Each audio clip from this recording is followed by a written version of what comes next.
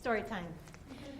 Narrative is core to so much of what we do as lawyers, from drafting affidavits to doing negotiations to being in the courtroom, and it's critical that our students know how to do it well, to be expert at it. How to build the expertise? Well, one thing we can do is let them summon what they already know intuitively about storytelling. They don't always realize how much they know, but we can make it visible. We can put names on the concepts of narrative so that they can summon and use it for themselves. Let me explain how I do this. I start each class on narrative by asking my students to consider this photo. I just ask them to take about 2 minutes to scribble down the story of this photo. What is going on here? So I'm going to ask you to do, in your heads only, the same thing right now for about 10 seconds.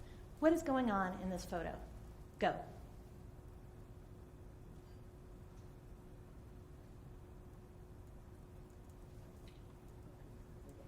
Okay, 10 seconds. Now, and it's a lot longer in class. Maybe you can go get a cup of coffee before you come back when they're writing their stories. I'm just kidding. I don't actually do that. So if you're anything like my typical law school classroom, everybody in this room has found that this is, a house or an apartment, and that these are a father and a daughter. Almost everybody comes up with those. And so already we have characters and we have setting or scene. Then as we get to the actions and the purpose, things get a little murkier. Most of you in the room told some sort of dark story about this, summoning stories that are available to us through the media, through popular culture, and about 75% of the time, Dad has been drinking and is yelling at the mom, who we don't see, and the child is frightened. That's the story we get more than any other. We have characters seen and unseen, motivations, outcomes.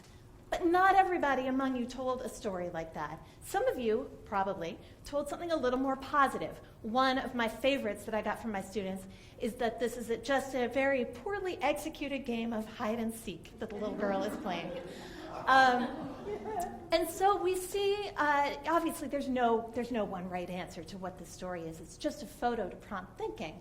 But within 5 minutes at the beginning of class, we've already accomplished 2 things. First of all, we've started to name some of the concepts of narrative. Simple things that the law students already know, but that's a great confidence builder. They realize, wait, I can tell stories. I know how to tell stories. We've just given them vocabulary to be conscious of. The second thing we've done is a lot more destabilizing.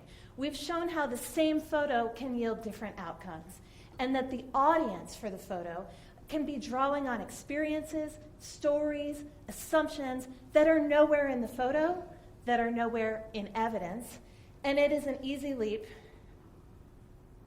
but not an easy slide forward, to say that just as we add details to the story, so will our fact finders.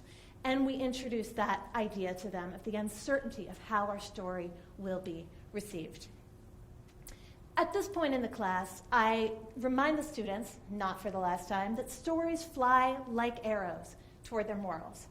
Where do we want the arrows of our stories to land? I teach in an immigration law clinic, so for my students, typically we're hoping that the arrow lands at a place where justice is served by our clients remaining in the United States, whether to avoid violence back home or to remain with loved ones here. Now, the arrows fly through plot, and plot is the second critical piece that I need to convey to the students. How to do it. I could be dull. There's my dull slide that I have used, outlining the elements of plot. Or I could startle them, so I startle them, and we have story hour. We literally read a children's book. When I have more time, I like to use Ferdinand the Bull, great story. Where time is running short, as here, we use, for the second time this afternoon, Maurice Sendak, Where the Wild Things Are. It takes about 3 minutes to read the whole thing, but it gives us some great tools, so bear with me. The night Max made mischief of one kind and another. His mother called him Wild Thing, and Max said, I'll eat you up, and he gets sent to his room without any supper. Already, we've got a steady state. Max is at home with his mom, horsing around, and the trouble, literally he's in trouble, don't sass your mother.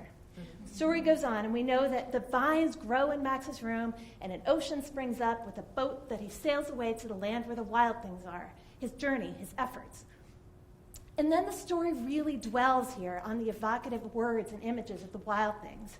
They roared their terrible roars, they gnashed their terrible teeth, they rolled their terrible eyes, they showed their terrible claws until Max said, "Be still," and tamed them. And then the great phrase, "Let the wild rumpus start." So the story could end there, and if it did, we would see that Max came to a new steady state. He went to this land where he was the one in charge, not his mom who sent him to the room. But of course, the story continues. Max decides he wants to go where someone loves him best of all. He waves goodbye to the animals, sails back over a year and in and out of weeks and through a day and into the night in his own room where he finds his supper, and it is still hot. End of story. Restored steady state in this case. Max is home where he started, but having learned something on the journey. So using this deceptively simple, brief story, we've mapped out and started to play with some of the elements of plot: the steady state, the trouble, the struggles and efforts, and then the students can see that there's either a new steady state or a restored steady state when he comes back home again. They've seen how a story can go quickly through one part, the original steady state is just a sentence, and really linger in other parts of the story where emphasis is needed, the wild rumpus. And by seeing how one situation can yield something of a narrative, and that it can yield two very different outcomes that yield two very different morals, the new steady state version, when I stopped halfway, is that a child shall lead them. And the restored steady state, there's a moral there that maybe there's no place like home. And that idea is that one situation could yield a narrative contest where the arrow might land in one of two places. And for us to be effective, we need to make sure to structure our plot so that the arrow lands where it needs to for our clients to win their cases. That's right, clients. At this point in class, we come back to our cases, and I pair the students up and have them, now that they've gotten comfortable manipulating the ideas of plot and narrative, I have them do that for their own cases. Where do they want the arrow of their story to land? Where does the government, our opposing party, want its arrow to land? And what narrative choices must we make so that it lands where our clients need it to land? So we work through a very simple chart. There's an example here. So that they can really play with this. This is the story of Peter, who's a lost boy from the Sudan who was in removal proceedings. The government, we do the government story first. The government story starts, once upon a time, Peter was admitted to the United States as a refugee. And the trouble is he got into a bunch of alcohol trouble and mass DUIs. The struggle is his deportation proceeding, and the happy ending is that America is safe from Peter again because he's deported. But we have a different story to tell. Ours starts in a different place and lingers there, Peter's life in Sudan, and all the atrocities and horrors that he saw there. His struggles were really about his flight. He turned to alcohol because of the troubles he'd seen in Sudan, and the new steady state we're seeking is his second chance in America with the support he needs to live productively. That's our happy ending. Now, having gone through this, the students are motivated and armed and ready to go out and seek the details and facts they need in their cases to build the characters, to build the setting, and to choose the plot that's going to send the arrow of their client stories toward the outcome their clients deserve. Thank you so much.